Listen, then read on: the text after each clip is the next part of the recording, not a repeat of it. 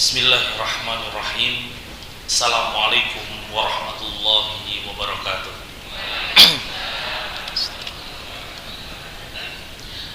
Innal hamdalillah nahmaduhu wa nasta'inuhu wa nastaghfiruh wa na'udzu billahi min shururi anfusina wa min sayyiati a'malina. May yahdihillahu fala mudhillalah wa may yudlil fala hadiyalah.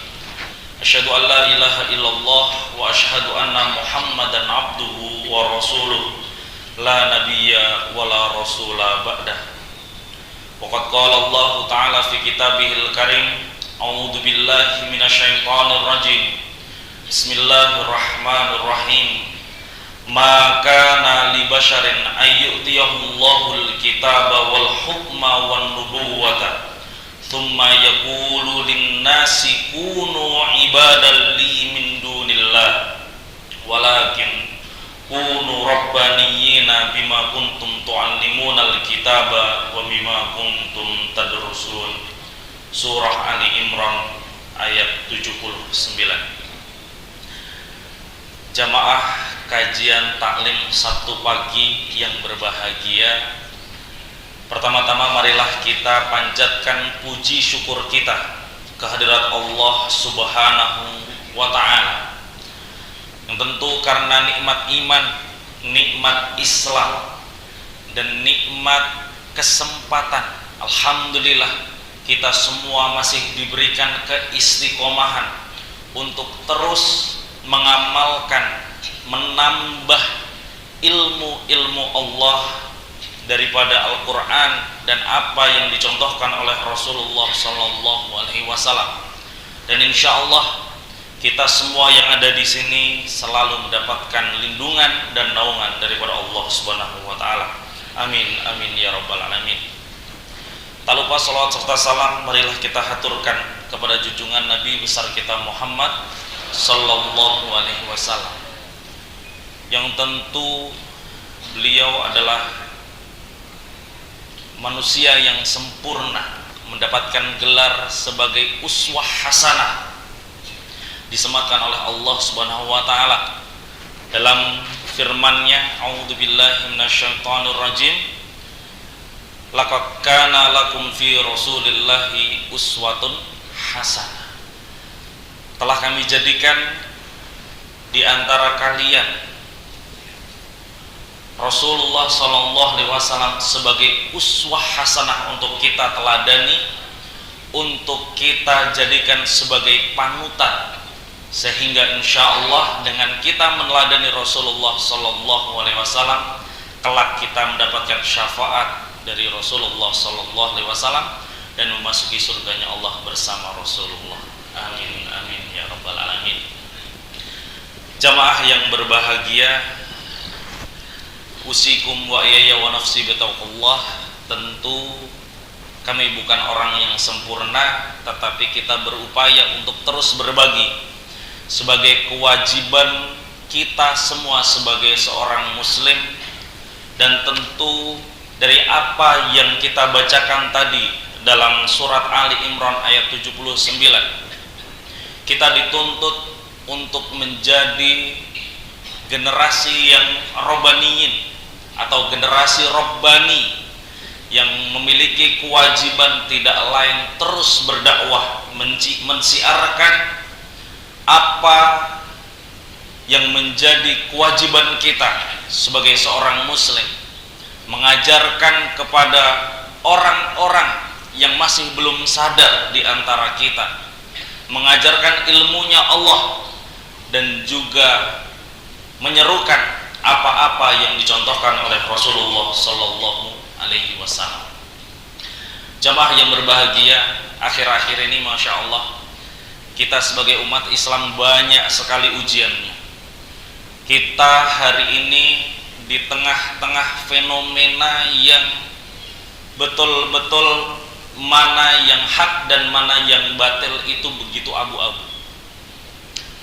Banyak sekali kita dapati dengan teknologi informasi yang begitu cepat, mudah sekali kita untuk mendapatkannya. Kita melihat banyak sekali fenomena-fenomena yang Masya Allah kita sebagai seorang muslim sebagai seorang mukmin, apakah iya bangsa kita Indonesia yang mayoritasnya adalah seorang muslim, beragama Islam, tetapi kelakuannya sama sekali tidak mencerminkan, ya, tidak mencerminkan sebagai seorang muslim.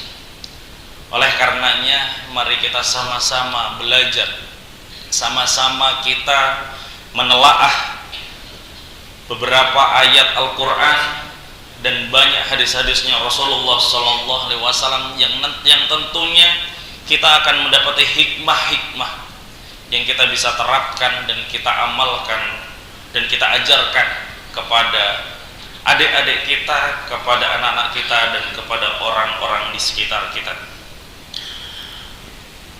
Ada sebuah riwayat dari Ibni Abbas radhiyallahu anhu. Ada cerita yang masya Allah luar biasa, ini kita jadikan sebagai hikmah, dan karena cerita ini juga turunlah ayat ini. Cerita tersebut diriwayatkan oleh Ibni Abbas radhiyallahu anhu. Saat itu Rasulullah SAW mengumpulkan, mendakwahi, berdakwah kepada orang-orang Nasrani, kepada orang-orang Yahud dari suku Najran, ya, inda Rasulullah SAW wada'ahum ilal Islam, dan Rasulullah SAW mendakwahi mereka tentang Islam. Tetapi justru bukannya mereka itu mendapati atau menerima daripada apa yang didakwahkan oleh Rasulullah, justru mereka bertanya kepada Rasulullah, waqalu, dan mereka bertanya kepada Rasulullah, aturidu ya Muhammad anak budaka kama ta'budun nasara Isa ibni Maryam. Mereka bertanya kepada Rasulullah, wahai Muhammad, apakah yang kamu mau itu kita menyembahmu seperti orang-orang Nasrani menyembah Isa ibni Maryam sebagai Tuhan? Faqala rajulun min ahli Najran an-Nasrani yuqaluhu ar-Rais, dan ada seorang laki-laki dari suku Najran, dan dia adalah kepala daripada orang-orang Nasara Najran. Dia mempertegas kepada Rasulullah, ya Muhammad, apakah itu yang kamu mau? Maksudnya adalah, apakah dakwahnya Rasulullah SAW itu agar Nabi Muhammad SAW disembah, diagung-agungkan, dikultuskan oleh mereka seperti yang terjadi oleh orang-orang Nasrani mengkultuskan atau mentuhankan Isa ibni Maryam. Faqala Rasulullah SAW, dan Rasulullah SAW saat itu berkata, na'udzubillah, kami berlindung kepada Allah Subhanahu wa taala an na'budu ghairallah wa an na'muru bi ibadati ghairih ma bidzalika ba'athani wala bidzalika amarani. Rasulullah sallallahu alaihi wasallam bersabda, saya atau kami berlindung kepada Allah dari menyembah selain daripada Allah. Dan tentu Rasulullah sallallahu alaihi wasallam tidak memerintahkan manusia, tidak menyuruh siapapun dan tidak menyeru kepada siapapun untuk beribadah kecuali kepada Allah. Wa ma bidzalika ba'athani wala dzalika amarani. Dan diutusnya Rasulullah sallallahu alaihi wasallam sebagai rasul bukan untuk hal tersebut. Tsumma fa'anzalallahu ta'ala al-ayah fi surah Ali Imran al-ayah 79 hingga 80. Kemudian Allah mewahyukan ayat, ya, karena peristiwa ini. Peristiwanya adalah menyangka orang-orang Nasrani, orang-orang Yahudi dari suku Najran ini menyangka bahwa dakwahnya Nabi Muhammad agar dia dituhankan. Maka turun ayat ini, ayat di surah Ali Imran ayat 79. A'udzubillahi minasyaitonir rajim. Maka li basyarin ayyutiyahullahul kitaba wal hukma wan nubuwata thumma yaqulu linnasi kunu ibadal li min dunillah walakin kunu rabbaniyina bima kuntum tuallimunal kitaba wa bima kuntum tadrusun. Yang artinya Allah Ta'ala berfirman dalam surat Ali Imran ayat 79, tidak mungkin bagi seseorang yang telah diberikan kitab oleh Allah, yaitu Al-Quranul Karim, diwahyukan dan diturunkan kepada Rasulullah SAW, serta hikmah, dan seseorang tersebut diangkat menjadi nabi, kemudian orang tersebut berkata, jadilah kamu wahai manusia penyembahku,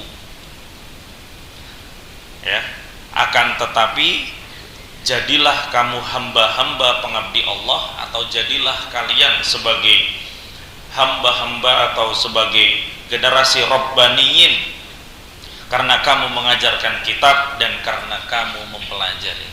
Insyaallah. Jadi Rasulullah SAW itu diturunkan dibaiat, kemudian menjadi Rasul, menjadi utusan Allah Subhanahu wa Ta'ala di bumi ini untuk berdakwah, ya, mengajarkan kebenaran, mengajarkan Islam. Tentu bukan untuk disembah, tetapi mengajarkan bahwa Allah lah satu-satunya Tuhan, Allah lah satu-satunya Al-Khaliq, Al-Khalaq. Al-Khalaq itu artinya adalah satu-satunya Tuhan yang menciptakan segala apa yang ada di muka bumi ini dan apa yang ada di langit. Semua langit, bumi dan isinya, alam semesta ini yang menciptakan hanya satu, wallahu ta'ala Rabbul alamin, wa huwa al-mudabbir, dan dialah Allah Ta'ala lah yang mengurus semuanya apa yang ada di dalam alam semesta dan seisinya ini, satu-satunya, tidak ada yang lain. Dan hal yang paling ditekankan di sini adalah walakin kunu rabbaniyin. Apa maksudnya rabbaniyin? Ya, tapi jadilah wahai manusia sebagai orang-orang yang rabbani. Orang-orang rabbani ini adalah orang-orang yang tunduk kepada Rabb, orang-orang yang betul-betul taat kepada Rabbnya, dan orang-orang yang betul-betul tidak akan menyekutukan Tuhan selain Allah Ta'ala.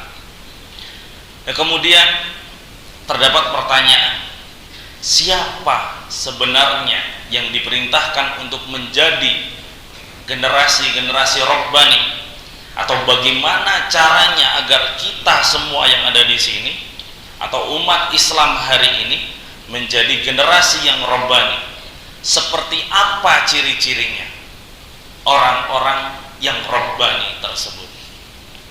Disebutkan dalam ayat tersebut, kunu rabbaniyina bima kuntum tuallimunal kitaba wa bima kuntum tadrusun. Orang-orang yang memiliki sifat rabbaniyin, ciri-ciri pertamanya adalah orang-orang yang mengenal Tuhannya. Apa? Orang-orang yang mengenal Tuhannya. Tentu orang-orang yang mengenal Tuhannya, orang-orang yang kenal dengan Tuhannya, pasti dia mencintai Tuhannya. Dan orang yang mencintai Tuhannya, tentu dia tahu apa yang disukai oleh Tuhannya dan apa-apa yang dilarang atau yang dibenci oleh Tuhannya. Insya Allah ada suatu riwayat yang luar biasa, ini menjadikan kita teguran bagi kita juga dan sebagai motivasi untuk kita semuanya. Diceritakan, diriwayatkan kisah seorang sahabat dari kampung, dia orang Badui yang datang kepada Rasulullah Shallallahu Alaihi Wasallam. Saat itu waktu datangnya itu adalah ketika menjelang sholat.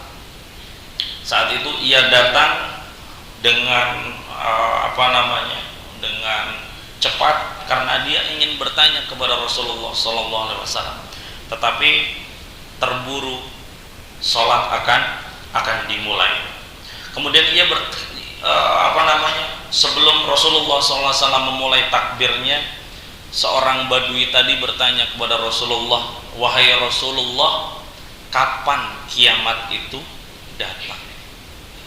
Tetapi Rasulullah karena ingin memulai sholatnya, Rasulullah hanya menoleh dan kemudian melanjutkan takbir, memulai bahwa sholat sudah dimulai.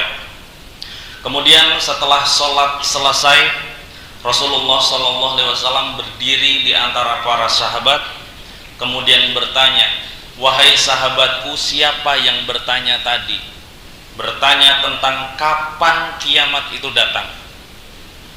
Kemudian orang dari Badui tadi, orang kampung dari Badui tadi mengangkat tangannya menjawab, saya wahai Rasulullah SAW, saya yang bertanya. Kemudian ditanya oleh Rasulullah SAW, wahai sahabatku, apa yang sudah kamu persiapkan? Kenapa kamu bertanya tentang kapan kiamat itu tiba? Apa yang sudah kamu siapkan? Masya Allah, itu pertanyaan yang luar biasa. Saat itu para sahabat semuanya tegang karena pertanyaannya tentang kiamat. Siapa yang takut kalau seumpama besok itu ternyata kiamat? Pertanyaannya, siapa yang sudah siap? Kira-kira seperti itu. Maka saat itu semua sahabat yang berada di situ tegang mendengar pertanyaan dari orang tersebut. Kemudian Rasulullah SAW menanyakan kembali, apa yang sudah kamu siapkan? Maka orang Badui tersebut berkata, aku tidak menyiapkan apapun, wahai Rasulullah, wahai Nabi Muhammad SAW. Salat, puasa, pahala salatku, pahala puasaku, pahala umrohku sangat tidak banyak. Masya Allah. Hanya saja ada satu hal yang disampaikan oleh orang Badui tersebut yang akhirnya dijawab oleh Rasulullah SAW. Kemudian ia berkata, hanya saja wahai Nabi, wahai Rasulullah, saya sangat mencintai Allah dan Rasulnya. Maka saat itu Rasulullah SAW bersabda, anta ma'aman ahbabta, yang maknanya anta ma'aman ahbabta, engkau bersama dia yang kau cintai. Para sahabat bertanya, apakah hanya untuknya? Ya. Apakah untuknya wahai Rasulullah? Apakah hanya untuk orang Badui tersebut? Bahwa apa yang ditanyakan itu jawaban Rasulullah itu apakah untuk hanya dia saja? Maka Rasulullah SAW menjawab, untuk semua yang cinta kepada Allah dan Rasulnya. Di sini kita bisa mengambil hikmah daripada cerita ini, bahwa ketika kita ini sebagai seorang hamba yang tentu ada saja ya, kita bukan orang yang sempurna, ada saja yang tidak mampu melaksanakan puasa sunnah ya. Kalau puasa cukup puasa Ramadan saja, kalau sholat ya hanya sholat 5 waktu yang fardu saja, tidak pernah sholat malam, tidak ditambah sunnah-sunnah yang lainnya, hanya melakukan yang wajib-wajib saja. Tetapi karena dia sangat mencintai Allah dan Rasulnya, dan dia tahu apa yang diperintahkan oleh Allah dan Rasulnya dan apa-apa yang dibenci oleh Allah dan Rasulnya, maka dia sangat-sangat meninggalkan itu semua karena kecintaannya dia kepada Allah, karena kecintaannya dia kepada Rasulullah. Dan tentu hal ini pastinya ketika dia cinta dengan Allah dan cinta dengan Rasulnya, maka pastinya dia takut akan murkanya Allah dan murka daripada Rasul karena kecintaannya tersebut. Jangankan kita kepada Tuhan kita, kepada Rasul kita, yang itu memang cinta yang pertama kali harus ada dalam hati kita adalah cinta kepada Allah dan Rasul. Ketika dalam hati kita ini cinta kepada makhluknya Allah Ta'ala, ya, maka apapun yang kita punya pasti kita berikan. Bahkan ketika orang tersebut, ya, melukai kita atau mengecewakan kita, atau bahkan kadang-kadang membuat kita itu susah atau apa dan sebagainya, kita dengan relanya, ya, memaafkannya. Itulah namanya cinta.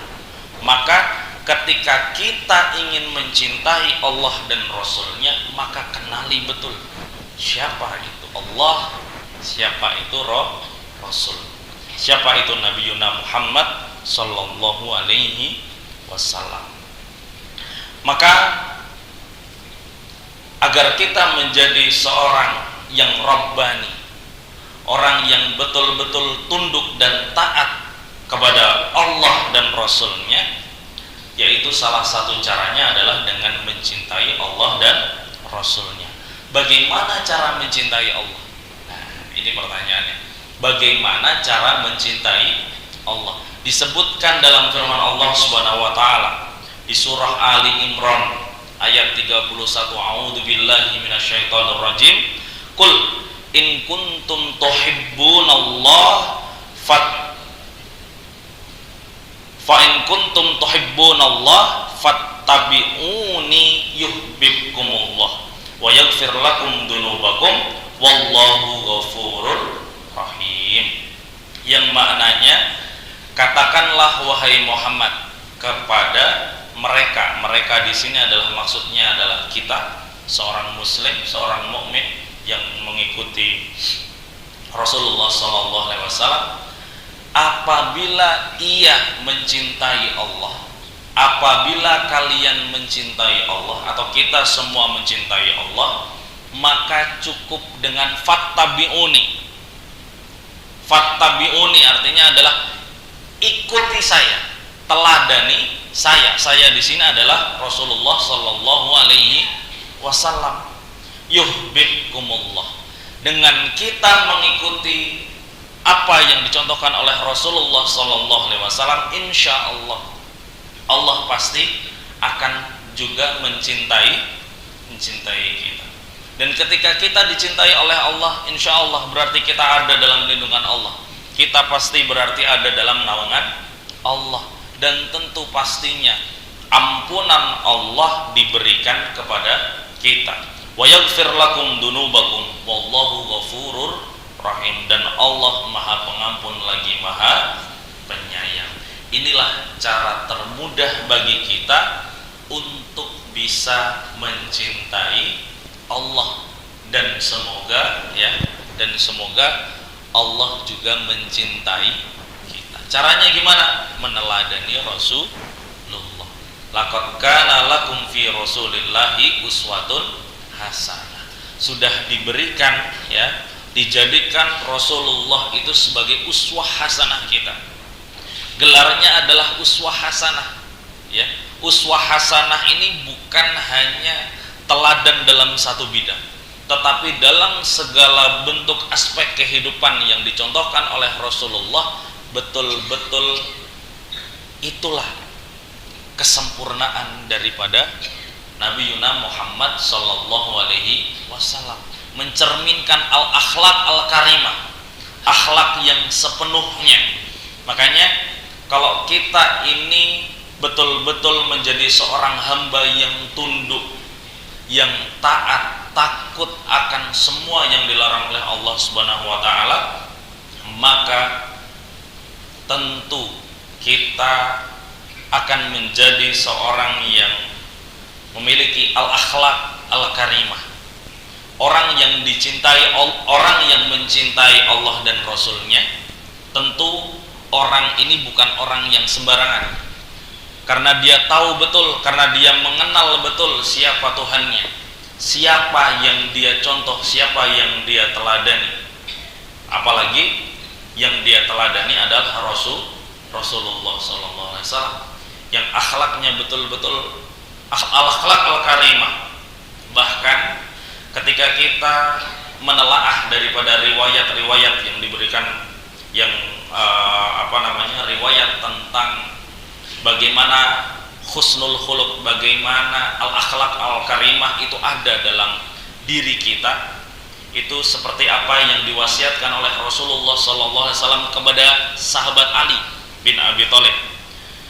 Saat itu, ini maknanya saja, orang dengan al-akhlaq al-karimah atau orang dengan akhlak yang mulia itu derajatnya atau makomnya bisa melebihi orang-orang yang ahli salat dan ahli puasa. Kenapa demikian? Karena orang-orang yang rajin salatnya, orang-orang yang suka salat malam dan lain sebagainya, hati-hati kalau kita tidak betul-betul karena takwa kepada Allah Subhanahu wa taala, bisa jadi itu menjadi sebuah riya. Hati-hati. Kenapa? Fawailul lil musallin alladzina hum an salatihim sahun. Ya, hati-hati. Orang-orang yang lalai pada salatnya inilah terkadang menjadi riya bagi orang tersebut, merasa bahwa dirinya itu sudah hebat, sudah bisa istiqomah dalam sholat malam, dalam sholat sunnah dan lain sebagainya. Nah, tetapi dengan orang yang memiliki akhlak al-karimah, insya Allah dia bisa melebihi daripada makom tersebut. Inilah orang-orang yang ciri orang atau generasi Rabbani yang pertama, yaitu orang-orang yang mengenal Tuhannya dan orang-orang yang mencintai Tuhannya dan Rasulnya. Tentu orang tersebut pastinya mentaati apa yang diperintahkan oleh Allah dan menjauhi larangannya. Ini yang pertama. Kemudian yang kedua, ciri-ciri dari generasi yang Rabbani adalah orang-orang yang terus belajar, orang-orang yang terus mengajar, orang-orang yang terus memelihara dan mencoba untuk menguasai ilmu dan mengamalkannya serta menjaga kesolehannya. Apa tadi yang pertama? Dia terus belajar, mengajar, mencoba menguasai ilmu, kemudian mengajarkan ilmu, dan terus menjaga kesolehan. Kenapa demikian? Bapak Ibu yang berbahagia, yang dirahmati oleh Allah Subhanahu wa taala, Islam itu adalah agama ilmu. Dalam Islam, orang atau seorang anak yang belum memiliki, yang belum bisa berpikir atau belum akil atau belum balik, dia tidak diwajibkan untuk beragama. Dia belum mencapai derajat mukallaf. Makanya dalam Islam itu orang yang mukallaf adalah orang yang balik dan akil. Orang gila dia tidak masuk dalam orang golongan yang mukallaf. Dia tidak beragama dalam Islam. Makanya dalam Islam tentu karena harus menggunakan akal, tentunya orang yang beragama Islam tentunya harus menggunakan ilmu. Tanpa ilmu maka akan sia-sia apa yang dia kerjakan. Itulah Islam. Islam, orang-orang generasi Rabbaniyin adalah mereka yang terus bersemangat menuntut ilmu, mencari ilmu. Ketika kita bersyahadat, ketika kita terus mengulangi syahadat kita, asyhadu an la ilaha illallah wa asyhadu anna muhammadar rasulullah, kita yakin akan akidah kita yakin dengan apa yang kita yakini, bahwa Allah Ta'ala lah satu-satunya Tuhan yang berhak untuk kita sembah, dan Rasul dan Muhammad adalah utusan Allah. Ini wajib kita yakin, ya. Kemudian apakah cukup sampai situ saja? Tidak, ya. Dalam Islam ada syariat, dalam Islam ada syariat, ada sholat, kemudian ada zakat, kemudian ada puasa, ada haji dalam rukun Islam, ya.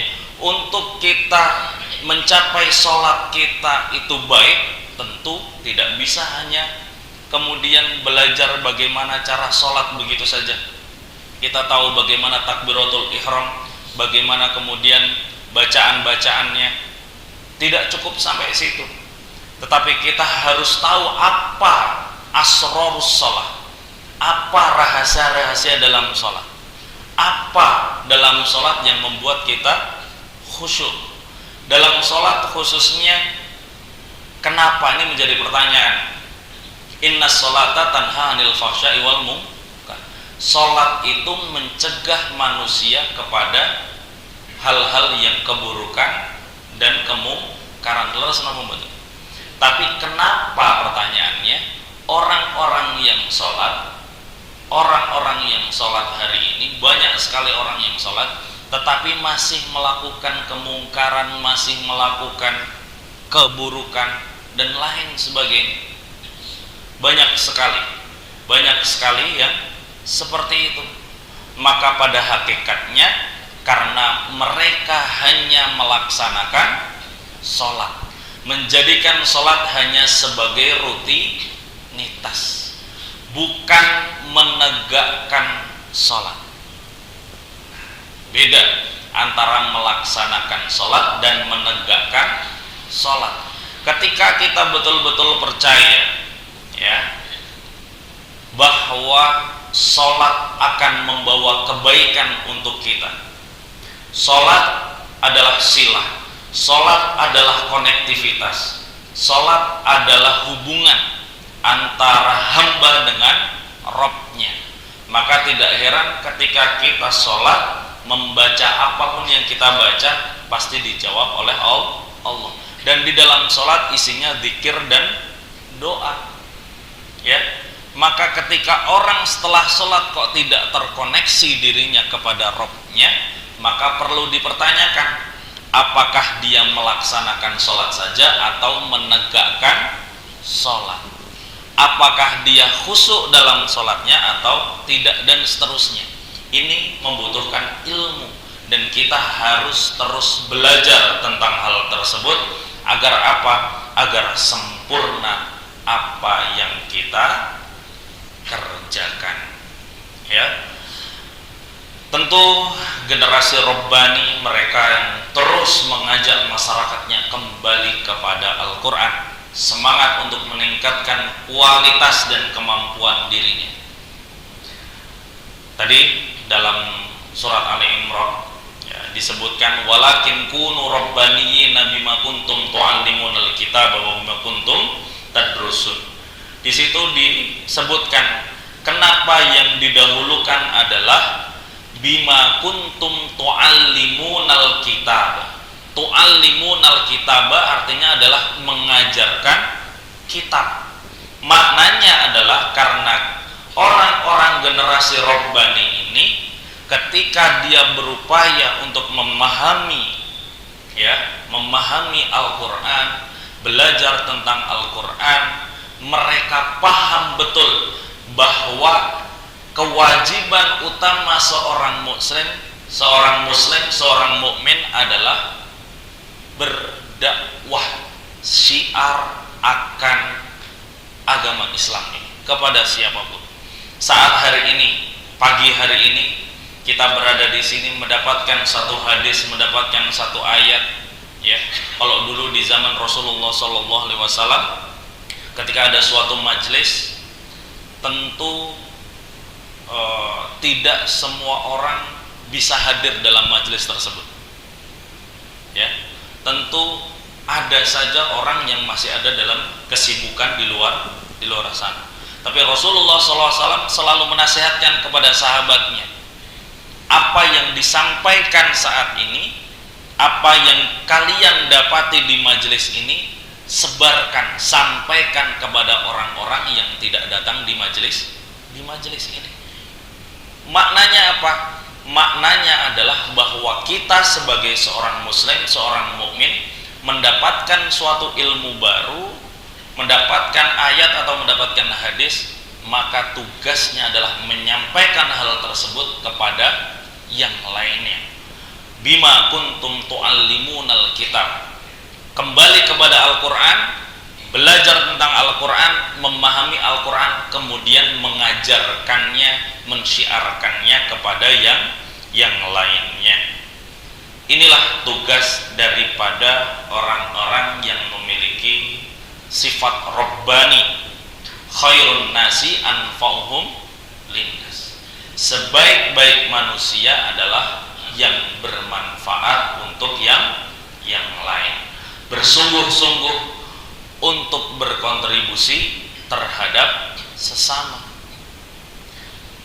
Kita melihat bagaimana para sahabat dulu di zaman ketika Rasulullah SAW masih sehat, masih sugeng, ya. Saat itu para sahabat berlomba-lomba untuk mensiarkan Islam, berlomba-lomba untuk berkontribusi dari apapun yang dia punya. Seperti Abu Hurairah itu secara fisik bukan orang yang kuat, bukan orang yang gagah seperti Umar bin Khattab, tetapi beliau memiliki kecerdasan. Beliau yang selalu berada di majelisnya Rasulullah SAW. Beliau akhirnya yang menjadi periwayat hadis yang sangat banyak sekali, karena memang dididik oleh Rasulullah menjadi seorang ulama ke depan yang akan mensyiarkan hadis-hadis atau ayat-ayat Al-Quran. Kemudian sahabat yang lain, kita mengenal nama yang luar biasa, namanya Abdurrahman bin Auf, yang berdakwah, berkontribusi dalam dakwahnya Rasulullah SAW dengan menginfakkan hartanya. Dan sahabat-sahabat yang lain seperti Umar bin Khattab, ada Abu Bakar As-Siddiq, ada Utsman bin Affan juga dengan hartanya bersedekah, ya, berkontribusi dengan hartanya untuk berjihad fisabilillah dan seterusnya. Inilah indahnya Islam, ketika semuanya bergotong royong, sama-sama bekerja sama, berkontribusi dalam dalam syiar li'i'la'i kalimatillah, maka betul-betul generasi Rabbani ini akan terbang, ya. Hari ini kita yang ada di sini tentu jangan berhenti sampai sini. Setelah ini kita melihat, ya, kita mengajarkan kepada orang-orang di antara kita yang belum hadir di sini, ajak ke sini, ya. Kajian-kajian ilmu seperti ini harus dilanjutkan, harus diteruskan, bahkan harus lebih giat lagi, ya. Kenapa? Karena ilmu dalam Islam itu, ilmu itu bukan hanya ilmu ilahiyah, tapi dalam Islam itu juga ilmu kauniyah juga dianggap sebagai ilmu. Ilmu kauniyah itu maksudnya apa? Ilmu alam, ya, ilmu di luar daripada ilahiyah. Tapi semua pada hakikatnya semua ilmu itu dari Allah Subhanahu wa taala. Maka dulu di zaman kejayaan Islam, tidak ada yang namanya dikotomi ilmu atau dipisah-pisahkan antara ilmu satu dengan ilmu yang lain. Tetapi hari ini semuanya dipisah-pisah. Ada fisika sendiri, biologi dan sebagainya sendiri-sendiri. Tetapi zaman dulu semuanya sama. Bahkan kalau hari ini kita melihat ya, porsi pendidikan agama di dalam bangku sekolah itu semakin dikurangi. Ini menjadi menjadi kecemasan bagi kita semuanya, kekhawatiran bagi kita semuanya untuk generasi kedepannya. Oleh karenanya tentu kita harus sama-sama mendakwahkan hal ini, mendakwahkan bahwa ilmu adalah penting dalam Islam. Ilmu, dengan kita memiliki ilmu apapun itu, ya, ilmu apapun yang kita miliki tentu itu harus berkontribusi dalam syiar Islam. Kenapa?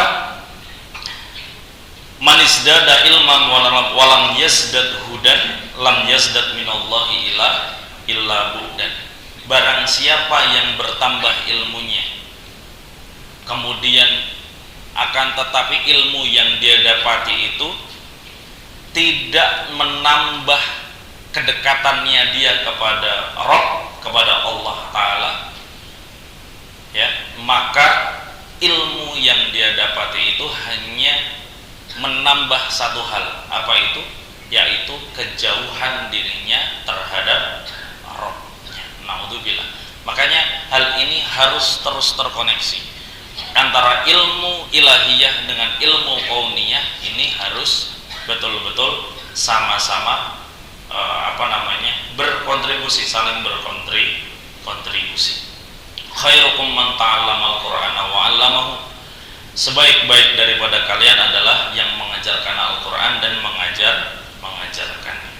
Kemudian generasi Rabbaniyah yang ketiga adalah mereka yang disebut sebagai ulama. Ulama adalah jamak daripada al-alim. Jadilah sebagai ulama. Kunu rabbaniyin maknanya adalah jadilah kalian sebagai ulama. Ini makna ketiga. Semua orang dalam Islam wajib menuntut ilmu dan berhak menjadi pintar dan kaya. Berbeda dengan, mohon maaf, ada beberapa agama di dunia ini, tidak perlu menyebutkan ya, cuman dia dibeda-bedakan tingkatan-tingkatannya, ya, kasta-kastanya itu berbeda. Tetapi dalam Islam tidak. Dalam Islam semuanya sama di hadapan Allah Ta'ala. Semua manusia itu sama. Yang membedakan hanya satu. Apa itu? Takwa kita kepada Allah Subhanahu wa Ta'ala. Itu saja yang membedakan. Maka semua orang di Islam wajib untuk menuntut ilmu, ya. Berilmu adalah ciri seorang yang robbani. Manusia yang robbani atau generasi robbani adalah mereka yang memiliki ilmu apapun itu, ya. Dalam Islam ini hanya ada dalam Islam. Dalam Islam dikombinasikan antara iman, ilmu, dan amal. Tidak ada gunanya orang berilmu tanpa amal, ya. Orang yang memiliki ilmu tetapi tidak mengamalkannya kasajari bila thamar. Orang yang memiliki ilmu tetapi tidak mengamalkannya atau tidak mengajarkannya, maka sama halnya seperti pohon yang tidak ada buahnya, sia-sia. Kemudian tidak ada gunanya juga orang yang beramal tanpa ilmu. Kenapa? Karena kebanyakan orang, ini Umar radhiyallahu an berkata, kebanyakan orang yang beramal tanpa ilmu, maka bukan maslahah atau bukan perbaikan yang terjadi, akan tetapi akan menjadi lebih banyak kerusakan. Inilah pentingnya ilmu. Makanya dalam hal apapun itu, ilmu dan amal ini harus terkoneksi. Akan tetapi, yang ketiga ini, ilmu, kita punya ilmu, kemudian kita mengamalkannya, tapi tidak didasari dengan iman, juga tidak ada gunanya. Makanya dalam Islam itu, iman, ilmu, amal menjadi satu kesatuan.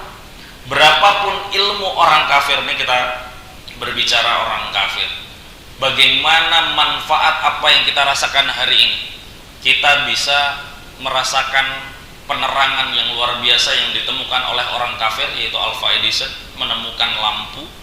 Leres gitu ya, banyak sekali manfaat yang kita dapat dari apa yang ditemukan oleh orang kafir tersebut. Ilmunya banyak ya, dan diamalkan dan bermanfaat bagi orang banyak. Akan tetapi karena dia tidak punya iman, maka sia-sia di hadapan Allah Ta'ala. Itulah pentingnya iman. Maka kita harus punya ilmu, diamalkan, dan tentu didasari dengan iman ya. Mereka itu ya, walaupun ilmunya banyak, diamalkan, banyak orang yang merasakan manfaat daripada ilmunya, tetapi di hadapan Allah sia-sia. Ulama mengatakan a'maluhum kasyarab. A'maluhum kasyarab.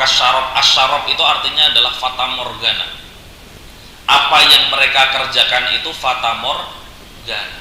Di dunia mendapatkan manfaat, mendapatkan kebaikan.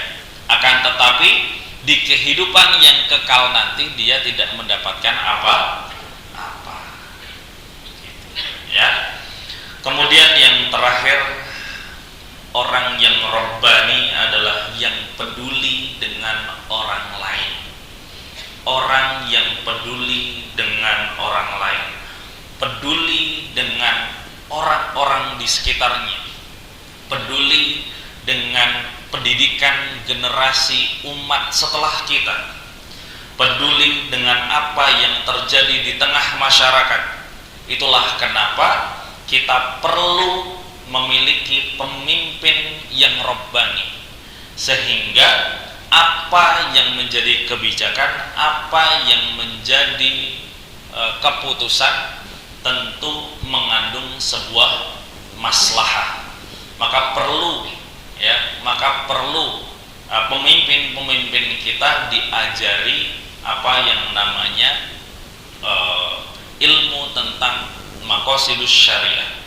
Apa yang menjadi tujuan kita itu bersyariat, sehingga tahu landasan-landasan ketika kita ingin memutuskan sesuatu itu apa saja. Ad-dururiyatul khams, hal yang primer menjadi dasar 5 itu apa saja, itu tahu. Makanya dalam Islam itu seorang pemimpin itu adalah ulama. Di zaman kejayaan Islam, hampir semua pemimpin-pemimpinnya itu ulama. Mereka juga hafal Al-Quran, mereka mengerti tentang fikih, mengerti tentang syariat, mengerti tentang akidah, mengerti tentang semua hal yang ada. Mereka hafal Quran, mereka hafal hadis. Humul fuqaha juga, Masya Allah, sehingga membawa maslahah kepada seluruhnya. Ya, akan tetapi dalam Islam juga tidak semua ulama itu umara. Rasulullah SAW membedakan tadi yang saya sebutkan dalam kalau kita melihat bagaimana Rasulullah membedakan antara Abu Hurairah dengan Khalid bin Walid. Ya, Khalid bin Walid itu orang yang memiliki kepintaran, kecerdasan juga, tapi dalam bersiasat. Ya, tetapi Abu Hurairah, ya, beliau pintar, cerdas juga, tapi memiliki keilmuan dalam bidang yang lain.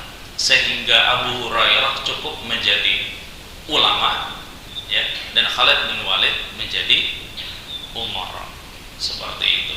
Maka tapi tentu hal ini harus terkoneksi, harus saling berkontribusi antara ulama dan umara. Agar apa? Agar apapun yang menjadi kebijakan, apapun yang menjadi keputusan dari apa yang dikeluarkan oleh pemerintah, maslahah untuk umat, maslahah untuk keberlangsungan agama, keberlangsungan bangsa kita, dan tentu untuk anak-anak kita kelak. Insyaallah, dengan kita sedikit belajar tentang generasi robbaniyah, ciri-ciri orang-orang yang robbani, yaitu orang-orang yang tunduk, orang-orang yang patuh, orang-orang yang taat dan takut akan Allah Subhanahu wa taala dan Rasulnya ini. Semoga kita semuanya, orang-orang yang ada di sini, menjadikan kita sebagai generasi robbaniyah, dan insya Allah kita selalu mendapatkan pertolongan dari Allah Subhanahu wa taala dengan dengan terus kita meneladani dan mengenal Allah dan Rasulnya. Nasihat terakhir, mungkin kita sebagai seorang mukmin, sebagai seorang muslim, harus saling mengingatkan bahwa kita sebagai manusia yang sering lengah, mari kita saling mengingatkan, mari kita saling menasehati, mari kita saling bersinergi untuk berdakwah, bersyiar untuk agama Allah Subhanahu wa ta'ala, agar tentu kita semuanya istiqomah dalam menjalankan amal kebaikan untuk mencari ridhonya Allah Subhanahu wa ta'ala. Mungkin kepada kesempatan pagi hari ini hal demikian yang bisa kami sampaikan. Kurang lebihnya kami memohon maaf dengan sebesar-besarnya. Mari kita tutup dengan doa. Semoga apa yang menjadi ilmu yang kita dapati di pagi hari ini atau yang kita sama-sama dengar menjadi kebaikan, menjadi pahala untuk kita semuanya, dan manfaat untuk kita bisa mengamalkannya. Astaghfirullah, astaghfirullahaladzim, astaghfirullahaladzim, astaghfirullahaladzim. A'udzu billahi minasyaitonir rajim. Bismillahirrahmanirrahim. Ya Rabbana lakal hamdu kama yanbaghi li jalali wajhikal karim wa 'azimi sultanik. Allahumma shalli ala Muhammad wa ala ali Muhammad. Allahumma rabbana taqabbal minna salatana wa siyamana wa ruku'ana wa sujudana wa qudana wa tadarru'ana wa takhassuana wa ta'abbudana wa tamtasarna ya Allah ya Rabbal alamin. Rabbana la tamna' du'ana bi dhunubina wa la tamna' rahmataka bi ma'asina. Allahumma ahsin 'aqibatana fil umuri kulliha wa ajirna min khizyid dunya wa min adzabil akhirah. Rabbana la tamna' du'ana bi dhunubina wa la tamna' rahmataka bi ma'asina. Rabbana dhalamna anfusana wa illam taghfir lana tarhamna lanakunanna minal khasirin. Rabbana la tu'akhidhna in nasina wa akhtana. Rabbana wa la tahmil 'alaina isran kama hamaltahu 'ala alladziina min qablina. Rabbana wa la tuhammilna ma la taqata lana bihi wa'fu 'anna waghfir lana warhamna anta maulana fansurna 'alal qaumil kafirin. Rabbana la tada' lana dhanban illa ghafartahu wa la hamman illa farajtahu wa la hamman illa farajtahu wa la maridan illa syafaitahu wa la hajatan min hawaijid dunya illa qadaitaha ya arhamar rahimin.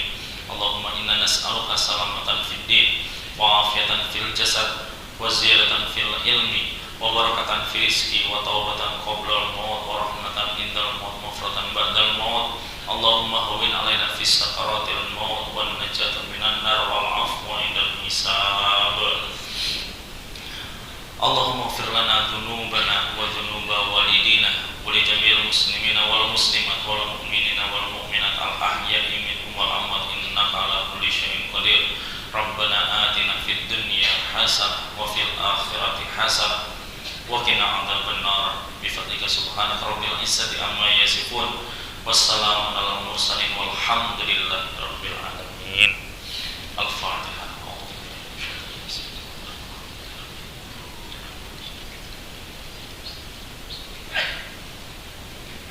Aqulu qawli hadza wa astaghfirullah li wa lakum. Assalamualaikum warahmatullahi wabarakatuh.